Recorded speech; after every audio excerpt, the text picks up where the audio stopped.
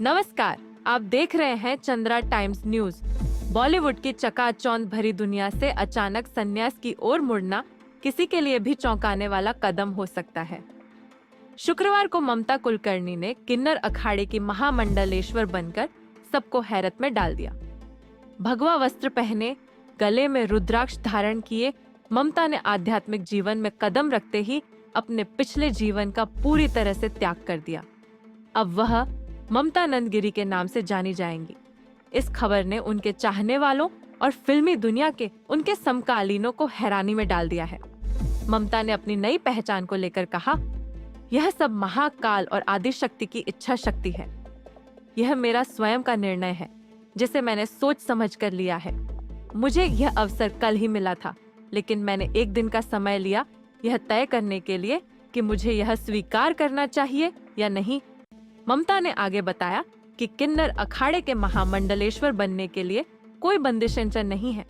यह स्वतंत्रता उन्हें आध्यात्मिक मार्ग पर पूरी निष्ठा के साथ चलने की प्रेरणा देती है। उनका कहना है कि यह पद एक प्रमाण है कि उन्होंने 23 वर्षों तक तपस्या की है और यह उनके लिए एक अवार्ड जैसा है। यह बदलाव अचानक नहीं हुआ। ममता का फिल्मी करियर विवादों से भरा रहा। वह कई बार अपने बोल्ड फैसलों और बेबाक बयानों के लिए सुर्खियों में रही। फिल्मों के बाद उनका नाम कुछ विवादित मामलों से भी जुड़ा। इन सब घटनाओं के बाद ममता अचानक फिल्म इंडस्ट्री से गायब हो गईं।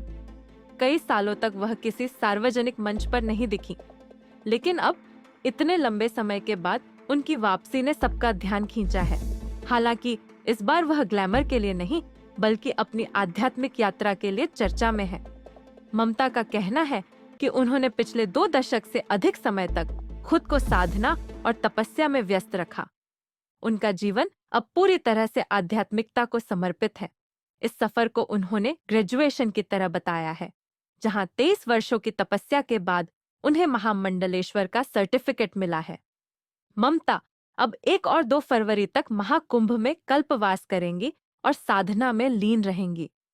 उन्होंने अपने पिंडदान की प्रक्रिया भी पूरी कर ली है, जो इस बात का प्रतीक है कि उन्होंने अपने पुराने जीवन को पूरी तरह से त्याग दिया है।